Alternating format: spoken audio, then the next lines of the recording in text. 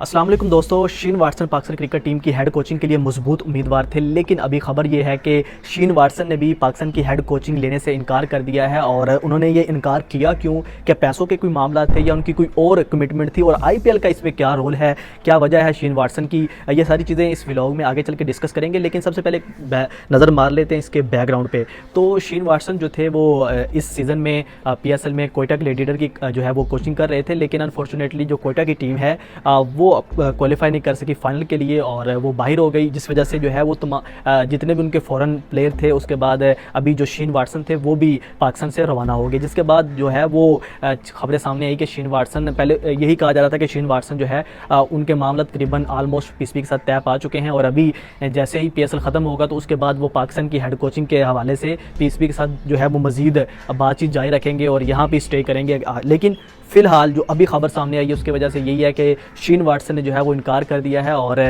शीन Watson की बात करें, जितने भी बड़े कोचेज़ हैं उनकी बात करें तो आजकल कोई भी बड़ा कोच जो है वो किसी भी टीम की कोचिंग लेने के लिए जो है वो राज़ी नहीं है। उसकी सबसे बड़ी वजह यही है कि पूरी दुनिया के अंदर जो है वो बड़ी लीग्स चल रही हैं, लीग्स के अंदर बहुत ज़्यादा पैसा दिया जाता है। हालांकि जो खबरें सामने आ रही थी कि शीन वाटसन को पाकिस्तान के भी अंदर जो है वो भारी अमाउंट दी जा रही है, पाकिस्तान की हिस्ट्री में किसी कोच को इतना पैसा नहीं दिया गया। 4 करोड़, कभी 1 करोड़ की बात सामने आ रही थी, कभी यह $2 मिलियन जो है वो उनको दिए जा रहे हैं। तो इस तरह की बड़ी अमाउंट भी जो है वो आ रही थी सामने के शीन वाटसन को जो है वो 20 करोड़ दिए जा रहे हैं, कभी कितने पैसे की ऑफ़र जो है वो सामने आ रही थी। लेकिन जो है वो एक तो ये है कि जितने भी कोचेज़ हैं, जितने भी फॉरेन प्लेयर हैं वो जो है वो मेंटली स्ट्रेस नहीं लेना पसंद करते, इसलिए जो लीग्स के अंदर जो 1 मंथ का कॉन्ट्रैक्ट होता है, 1 मंथ की का मतलब टाइम होता है, उसके अंदर आपने जो है वो इधर उधर से प्लेयर आए एक कोचिंग की, तो एक इतनी मुश्किल कोचिंग नहीं होती, तो इसलिए जो है वो बाद में आपको उसका रिस्पॉन्सिबल भी नहीं ठहराते। अगर एक सीज़न के अंदर किसी कोच या खिलाड़ी की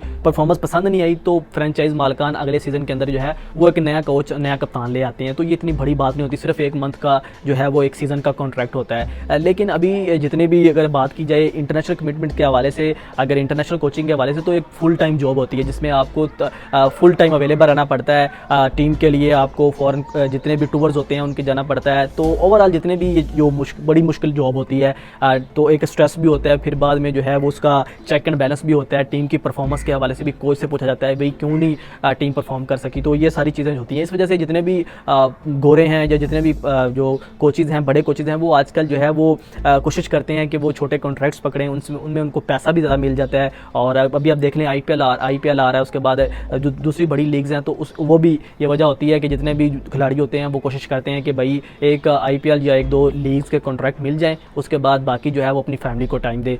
क्योंकि अब पाकिस्तान की टीम की कोचिंग के अतबार से एक और भी कोचेज़ देखते हैं कि पाकिस्तान के अंदर हर 2-3 मंथ बाद जो है वो पीएसबी के अंदर सेटअप चेंज होता है, चेयरमैन चेंज होता है और जॉब भी जो है वो निकल जाती है। अगर आप बात कर लें विक्की आर्थर की, तो जब वो भी आए थे तो उनको पता था इस बात का कि पाकिस्तान के अंदर सेटअप चेंज होता है और मुझे फ़ारग कर दिया जाएगा। और वही हुआ कि जब उन्होंने फिर ऑनलाइन कोचिंग का कहा कि भाई मेरा डर्बेशर के साथ जो है वो कॉन्ट्रैक्ट है, तो मैं वो नहीं छोड़ सकता, पाकिस्तान कोचिंग के लिए ऑनलाइन अवेलेबल रहूँगा। हाँ, कोई बड़ी असाइनमेंट आएगी, जैसे वर्ल्ड कप आया था तो उन्होंने खुद को अवेलेबल कर दिया था। लेकिन अभी जो है वो भी, उसकी भी छुट्टी हो गई, जो उसके साथ है कोच ब्रैकबर्न थे उनकी भी छुट्टी हो गई। तो अब पाकिस्तान के अंदर नया सेटअप आया, तो जो मोहसिन नकवी हैं वो जो उनके साथ राइट हैंड हैं वो भी ये चाहते हैं कि नया गोरा कोच आए। तो उसके लिए डैन समी ने की भी लिस्ट में नाम था, लेकिन उन्होंने कहा कि वो कॉन्ट्रैक्टेड हैं वेस्ट इंडीज़ के साथ, तो उनकी जो मेन एम है कि वो उनको चैम्पियन बनाए। तो अब उनका भी तो इस लिस्ट में नाम चला गया। अब शीन वाटसन थे वो भी निकल गए। तो सबसे बड़ी वजह है कि शीन वाटसन ने इनकार किया क्यों? तो शीन वाटसन ने जो इनकार किया है वो इसलिए किया है कि जी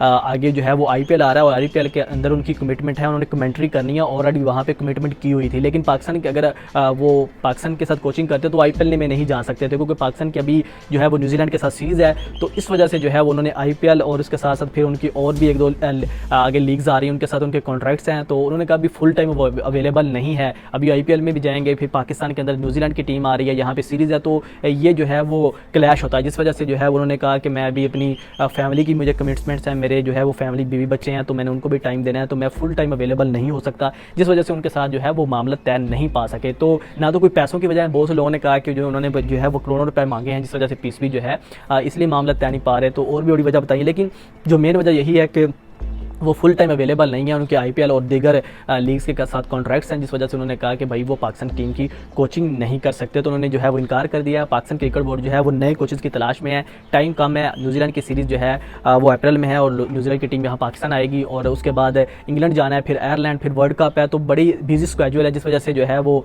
शेन वाटसन ने तो इनकार कर दिया। पाकिस्तान और कोचेज़ की तलाश में जा रही है। तो आप क्या समझते हैं कि पाकिस्तान की जो कोचिंग के लिए कौन सा हेड कोच जो है ज़्यादा बेहतर रहेगा? आप क्या सजेस्ट करते हैं कि किस बड़े क्रिकेटर को, किस बंदे को पाकिस्तान के की हेड कोचिंग करनी चाहिए, कौन सा नया हेड कोच होना चाहिए? कमेंट सेक्शन में अपनी राय का इजहार ज़रूर कीजिएगा। इसी के साथ शेयर होगा, मेरे को ज़्यादा दीजिए। अल्लाह हाफिज़।